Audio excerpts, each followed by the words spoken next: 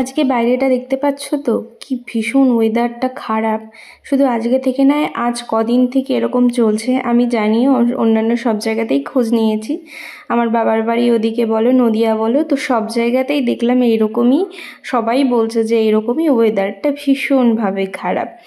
আজ সকাল থেকে ওয়েদার খারাপ থাকা সত্ত্বেও ভয় না পেয়ে জামা কাপড়গুলোকে ধুয়েছি, কারণ অনেকগুলোই পড়ে আছে, বাবুর, আমার, বাবুর বাবার, তো সবারই পড়ে আছে। সেজন্য আর নিজের শরীরটাকে আমি খিটবিট করছে এত জামা কাপড় পরে থাকলে। তো সেজন্য যাই হোক করে ভগবানের ওপরে ভরসা রেখে এই যে ধুয়ে টুয়ে দিয়েছি সব। গুড আফটারনুন আমার প্রিয় দর্শক বন্ধুরা, তোমরা সবাই কেমন আছো? আশা করি ভালো আছো, সুস্থ আছো। পশ্চিম মেদিনীপুর জেলার ছোট্ট গ্রাম থেকে আমি দীপা চলে এলাম তোমাদের সাথে নতুন আরেকটা ভ্লগ নিয়ে। তো আজকে এত পরিমাণে কী বলবো, বৃষ্টি হচ্ছে আজ দুদিন থেকে।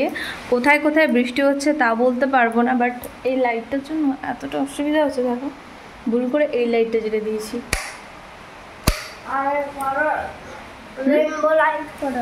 না, রেনবো লাইট মুখে ভালো লাগছে না, কীরকম একটা লাগছে। আমার ছেলে রেনবো লাইট করো। এই যে আলনাটা দেখতে পাচ্ছ, এখানে আবার গুছিয়ে রেখে দিয়েছি। ওই ঘরটায় ছিল, প্রচণ্ড পরিমাণে অসুবিধা হচ্ছে বৃষ্টির জন্য। তো আমার বর কি বলবো আর, এদিক ওদিক শুধু বস্তা কেটে, ত্রিপল কেটে, মানে এদিক ওদিক শুধু জানালাগুলোকে বাইরের দিক থেকে আটকাচ্ছে সকাল থেকে। আর সকাল থেকে ওই যে সমস্ত ধোয়াধুয়িগুলো করেছি। আর মানে কি বলবো, এখন বাজে 1:05, তো এখনও পর্যন্ত খাওয়া দাওয়া হয়নি, আমার কিচ্ছু হয়নি। ছেলেরও খেতে খেতে 12টা বেজেছে, মানে 12টার সময় আমার রান্নাটা কমপ্লিট হয়েছে। তো এই আমি স্নান টান করে এসে এইমাত্র বসেছি। আর নাইটি সমস্তগুলো ভেজা, নতুন নাইটি রয়েছে, তো সেগুলো আবার বের করব। তো 6টা 7টা পুরো ভেজা, তো সেজন্য আর বের করলাম না। এই একদম শাড়িটা পরেছি, বের করেছি। না হলে সচরাচর আমি শাড়ি অত পরি না, খুব দরকার বা ইচ্ছে ছাড়া আমি আর একদমই বের করি না। তো আমার বাবু ওই যে পড়াশোনা করছো না কার্টুন দেখছো? বন্ধ করে দিয়েছি, আস্তে আস্তে বলছে, ফোন তো বন্ধ করে দিয়েছি। ওইখানটার জামা কাপড় মেলার আর জায়গা ছিল না, তো এখানে গামছাটা আর এখানে শাড়িটা মিলেছি। কেউ কিছু মনে করো না, কিছু করার নেই আমার একদম।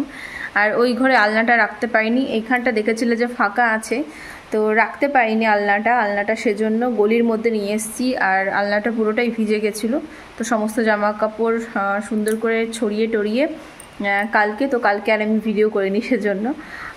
তো শুকনো করে রেখেছি আপাতত ভাঁজ টাজ করে। আর প্রচণ্ড খিদে পাচ্ছে। বর তো সকালবেলা একটু পান্তা ভাত যাই হোক খেয়েছে, ছেলেকে তো খাইয়ে দিয়েছি, আর নিজে একদম কিছু খাওয়া হয়নি। তো চলো, আর আজকে চটপটে অল্প স্বল্প করে কিছু রান্না করেছি, চলো দেখাচ্ছি তোমাদের। গলির ভেতরটা প্রচণ্ড অন্ধকার, আর ঘরও আজকে অন্ধকার হবে, কারণ ঘরেও সেরকম আলো থাকবে না, লাইট জ্বাললেই তবেই আলো। এই তো এই যে রান্না করেছি, তো চলো দেখাই তোমাদেরকে। তবে তার আগে দেখাই, এই যে এগুলো সমস্ত ঘিরতে হয়েছে, না হলে 2টো বস্তা, বড় বড় বস্তা, নতুন বস্তা কেটে এরকম দিয়েছে। দেখো, মানে তবুও দিয়েছিল এখানে, তারপরে দেখছে যে ওপর থেকে জলটা পড়ছে, ওপর থেকে জলটা ছিটকে এইগুলো সমস্ত ভিজে যাচ্ছে। যত বাসন ধুয়ে রাখছে তবু ভিজে যাচ্ছে। তো যাই হোক, এই যে রান্না করেছি আজকে খুব শর্টকাট, বাবুকে যেহেতু খাইয়ে দিয়েছি। এই যে কীরকম একটা লাগছে, মানে ঘর হলুদ, তো মনে হচ্ছে যেন এগুলো হলুদ কম। ভাজাভুজি করেছি, আলু কাঁকরোল ভাজা। এইটা কি হয়েছে দেখো, এটা কি হয়েছে, এইটা কড়াইয়ের সাথে এমন লাগিয়েছি ভাজা তোলার জন্য, তো একদম গরমে কড়াইয়ের সাথে পুরো লেগে গেছে। তো কাঁকরোল ভাজা, আলু কুঁদরি ভাজা, শাক ভাজা, আর এই যে একটা ঘন্ট টাইপের করেছি দেখো, এটা হচ্ছে ডাল দিয়ে সবজি টবজি দিয়ে একটা ঘন্ট। তো অল্প করে করেছি, প্রচণ্ড তাড়াহুড়োতে করেছি। তো যাই রান্না করেছি খাবো এখন একটু। আর এতে কি ঢাকা রয়েছে, আচ্ছা এতে একটু ঘি ঢাকা রয়েছে। তো ঠিক আছে, চলো খাই।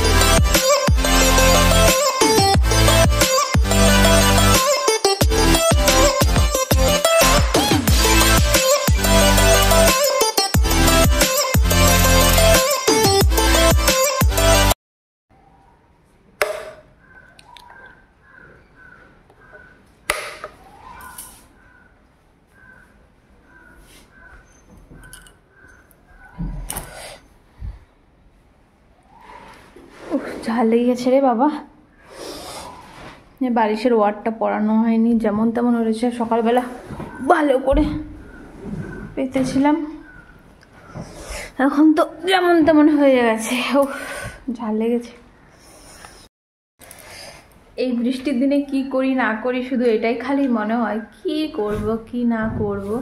কাজটা সারা হয়ে গেলে, আর এই যে যদি একটা এরকম বাচ্চা থাকে, যদি কোনো ঘুম টুম কিছু নেই, এরকম থাকলে তো হয়েই গেল। আর ওর হঠাৎ করে সর্দি কাশি, কালকে যেহেতু খুব ঝড় বৃষ্টি ছিল আর কালকে ওর পরীক্ষা ছিল, স্কুলে বাধ্যতামূলক যেতে হয়েছে। আর তা না হলে এই যে আজ কদিন ছুটি দিয়ে দিয়েছে, সোম মঙ্গল বুধ ছুটি, তো পরীক্ষাটা কবে দিত। তো সেই জন্য ভাবলাম যে সবাই, আরও সবার কাছে ফোন করলাম, তো সবাই বললো যে না পাঠাচ্ছি, তো সেজন্য আমিও পাঠিয়েছিলাম। তো হয়তো হাফ গেঞ্জি প্যান্ট, হাফ প্যান্ট পরিয়ে তো পাঠিয়েছিলাম, তো সেজন্য হয়তো ঠান্ডাটা লেগে গেছে, মানে হাওয়াটা হয়তো লেগেছে। গাড়িতে গেছে ওর বাবার কালকে স্কুল ছুটি ছিল। আরে বাবা, এই দেখ, এই এই ঘুমোবি না, ঘুমোবি না, ঘুমোবি না? তাহলে কেমন লাগে? ঘুমোবে না, তাহলে আমি ঘুমিয়ে পড়ি। আমার সাথে সাথে আমার ফোনটাও ঘুমিয়ে পড়ছে, কি অবস্থা। ফোনটা ঝপাস করে পড়ে গেছে, তাই আমি শুয়ে পড়লাম। টাটা, বাই বাই, বাই বাই টাটান। আসো আসো, শুভ্র। শোনা ছেলে, আমি শোনা ছেলে। ওটা জিভটা ওরকম কেন? ওরকম করতে নেই, অসুখ হবে, করতে নেই। ঘুমিয়ে যাও, ঘুমিয়ে যাও, চোখ বন্ধ করো। এটা কি চোখ বন্ধ কর? চোখ বন্ধ করো, দুটো বন্ধ কর, দুটো বন্ধ কর, এই দুটো বন্ধ কর। কি দুষ্টু তাহলে।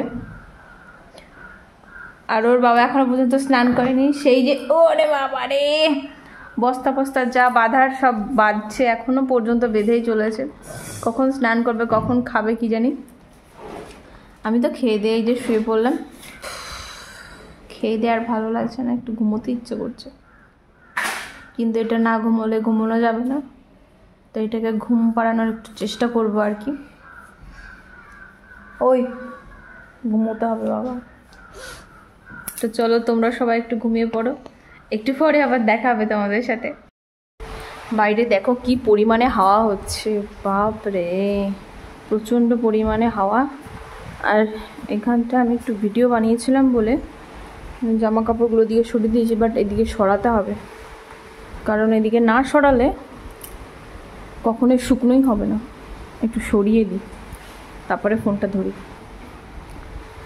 এই যে নাইটিটা এদিকে নিয়ে এসেছি।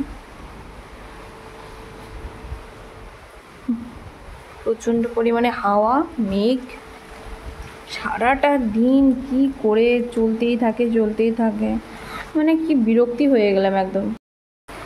আমার দ্বারা শাড়িটা আর বেশিক্ষণ স্থায়ী হয়নি, তো সেজন্য আমি খুলে ফেলেছি। আমার এত পরিমাণে বিরক্তি লাগছিল, মানে কি বলবো। আর তো ভাবলাম যে দুটো তিনটে রিলস বানিয়েই ফেলি যখন আমি শাড়িটা পরেছি আর কি।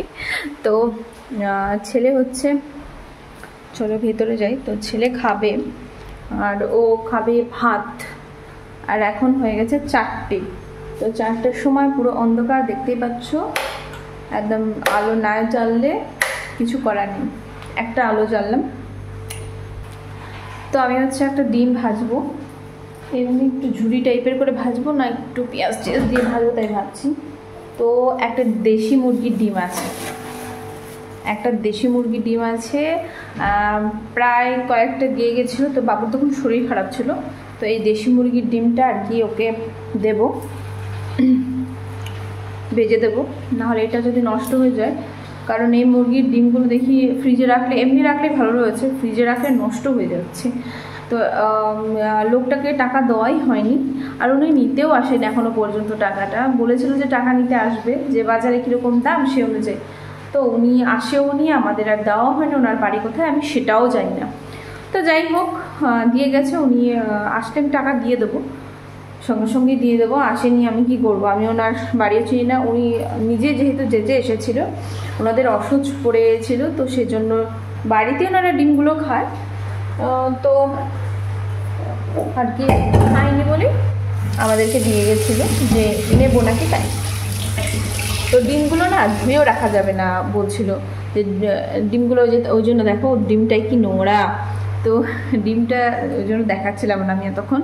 তো ডিমটা নাকি দেশি মুরগির ডিম নাকি ধুয়ে রাখলে, যদি তুমি ধুয়ে এমনি শুকনো জায়গায় রাখো বা ফ্রিজে রাখো, যদি ধুয়ে রাখো মানে জল লাগাও তাহলে নষ্ট হয়ে যাবে, বেশি দিন থাকবে না।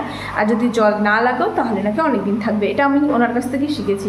মানে আমি তখনই সঙ্গে সঙ্গে উনি যখন দিয়েছে দেখলাম প্রচুর নোংরা আছে, মাটি টাটি লেগে আছে।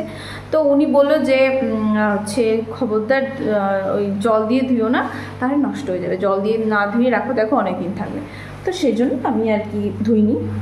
তো প্রচুর মাটি, এর দেখেই ঘৃণা লাগে আমার, সত্যি কি বলবো আর। তো একটু জলে রেখেছি, রাখার পরে ছেড়ে গেলে একটু ঘষে ধুয়ে তারপর আমি এটাকে পাঠাবো, না হলে এর গায়ে যা নোংরা আছে ছিটে ফোটা তো পড়বেই, কিছু করার নেই। তো এই যে দেখো আর টুকটাক দু একটা থালা বাসন রয়েছে, তো সেগুলোকে আমি পরে তখন ধুয়ে নেব। তো এই যে দেখো ডিমটা এখন দেখানোর পর্যায়ে এসছে। ये है छोटा सा गुली मुर्गिर ডিম, আমাদের দিকে বলে গুলি মুরগির ডিম। ছোট মুরগি তো, দেশি মুরগি তো, ওইদিকে বলে গুলি মুরগির ডিম। আর ডিমগুলো ছোট ছোট মানে হয়। তো উনি যেগুলো দিয়েছিল, আর একটা সাইজ যদি দেখাই, পুরো এত বড় সাইজ, পুরো এত বড়, মানে এমনি যে পোলট্রি মুরগির যে ডিম হয় তার থেকে বড় সাইজ ছিল। বাইরে এত বৃষ্টি দেখো, চারিদিকে কিন্তু সমস্ত বস্তা টস্তা করে দিয়েছে, তোমাদেরকে দেখালাম। আর ডিমের মধ্যে দেখো একটু পেঁয়াজ দিয়েছি, পেঁয়াজটা দিলে ওর একটা অভ্যেস হবে, না হলে অভ্যেস হবেই না, একদম অভ্যেস হবে না তখন ওর পেঁয়াজ ছাড়া। ডিম ভাজা যদি পেঁয়াজ দেওয়া হয় না, যে ডিম ভাজাটা যা একটা স্বাদ হয়, উফ। তো এই যে দেখো কড়াইটা প্রায় গরম হয়ে গেছে, আমি কিন্তু বসিয়ে দিয়েছি কড়াইটা, একটু আগে বসিয়েছি তেলটা। আমার ডিম ভাজা, ডিম সেদ্ধ, ডিমের ঝোল খুব ভালো লাগে, ভীষণই ভালো লাগে আমার ছেলেও খায় ডিম, মোটামুটি আগে যা খেয়েছে, তো এখন আর খেতে চায় না। কিন্তু আমার বর প্রচুর মানে ডিম ভাজাটা পছন্দ করে, ডিম সেদ্ধ অত পছন্দ করে না, বাট ভাজাটাও ভীষণ পছন্দ করে।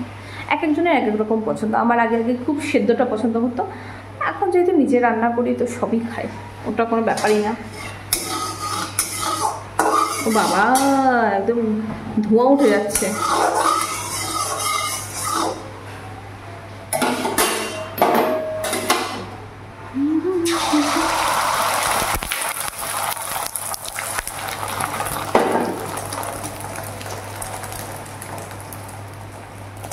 একটু কম করে দিলাম দমটা, না হলে আবার বেশি পুড়ে যাবে।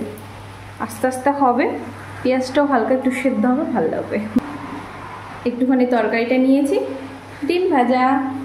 চলো লাইটটাকে অফ করি, লাইটটা অফ করা ভীষণ জরুরি।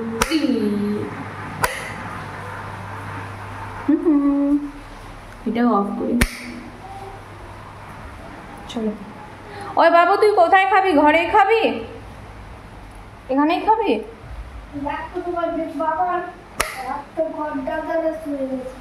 ঘন্টা ধরে শুয়েছে? আচ্ছা বসা, খাই দেবো। পরের জন্য করে দিয়েছিলাম ওটস, ও খেতে চেয়েছিল, আর ওটসগুলো কেনার পরে শুধু পড়েই রয়েছে, তো ওটস খেতে চাইলো, তো সেজন্য একটু আমুল দুধ দিয়ে ওটস করে দিয়েছিলাম, গরুর দুধ তো নেই। আর তার সাথে আমি একটুখানি চা নিয়ে নিয়েছিলাম, লিকার চা, আদা ফাদা কিছুই দেয়নি, এমনি আলস্যি লাগছিল আদা আবার ঘষে দিতে। তো তার সাথে একটু নিমকি।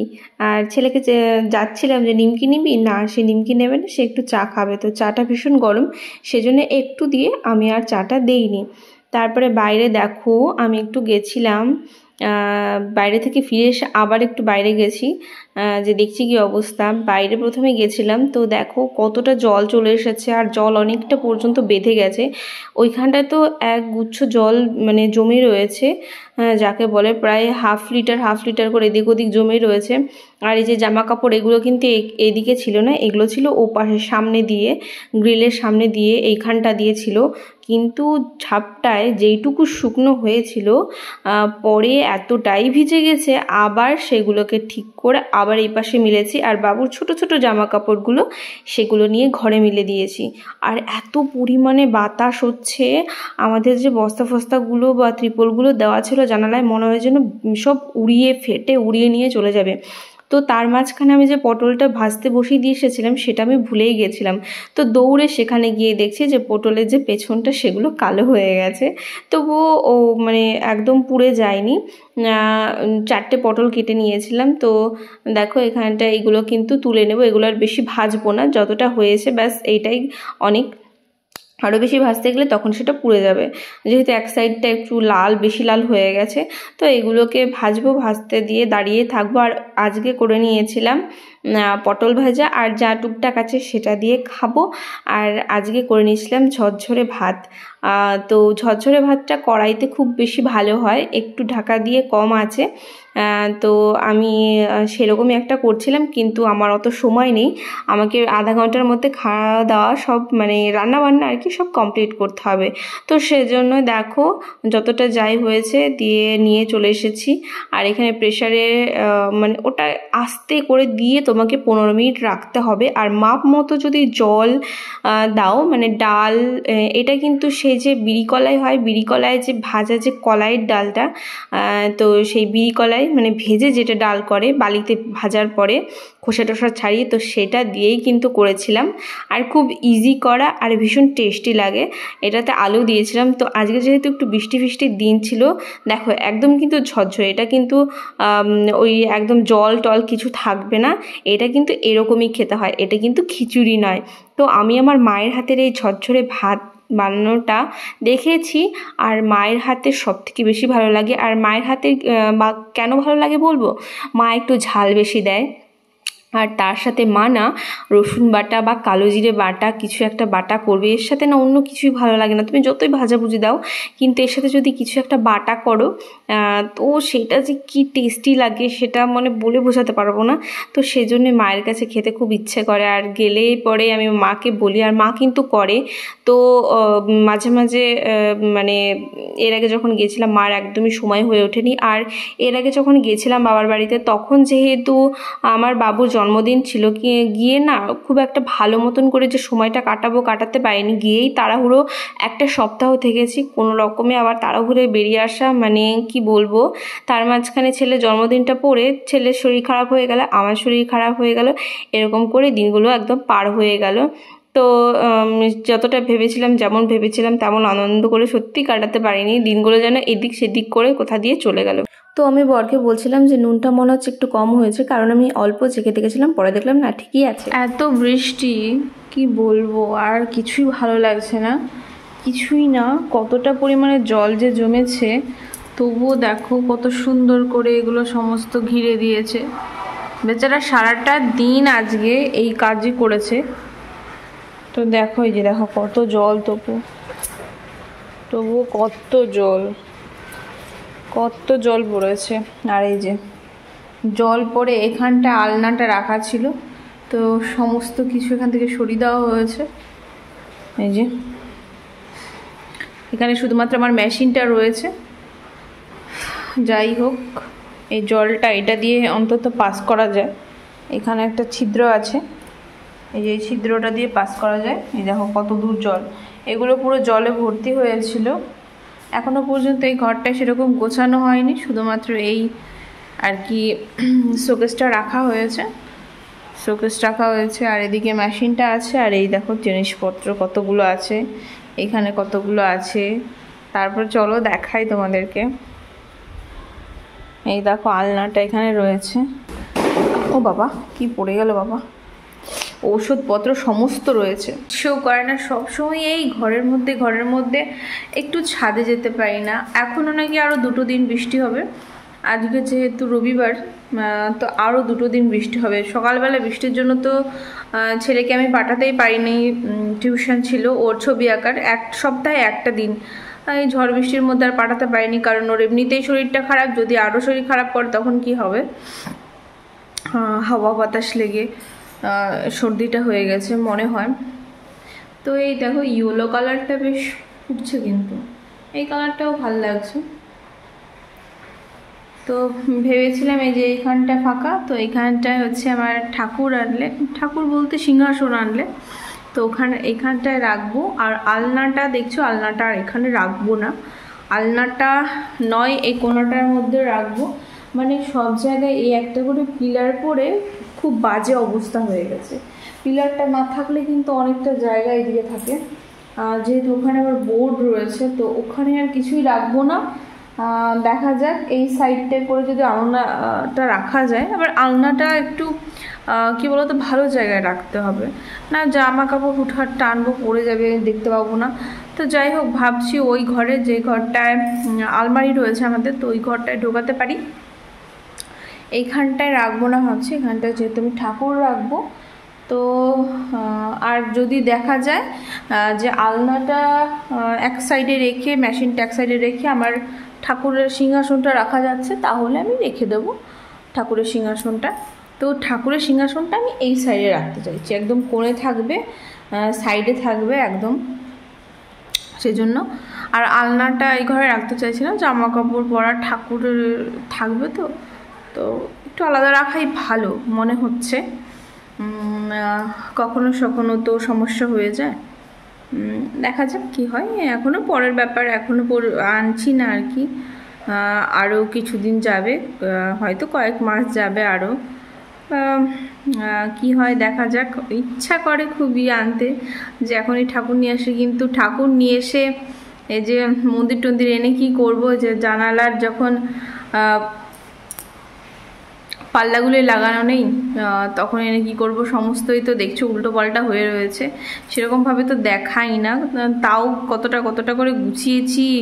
কদিন যে আমাদের নিচে যে কীরকম অবস্থা ছিল, আমাদের যে পুরনো ঘরটা ছিল, তাতে এরকম নিচে সমস্ত 2টো বেডশিট পেতেছি, তাতে জামা কাপড় যা ছিল সব ঢেলেছি, মানে শোকেস ফাঁকা করেছি, আলমারি ফাঁকা করেছি, তারপরে কি করেছি, তার উপরে কাপড় দিয়ে আবার ঢেকেছি।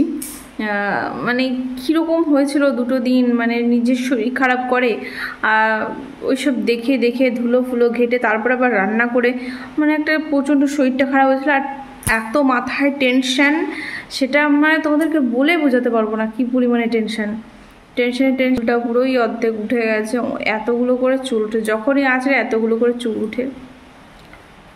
ডক্টরের কাছে যাবো ভাবছি একটু স্কিনের জন্য, তো যাওয়া হচ্ছে। তো ঠিক আছে বন্ধুরা, তোমরা সবাই ভালো থেকো, সুস্থ থেকো, তো চলো, গুড নাইট।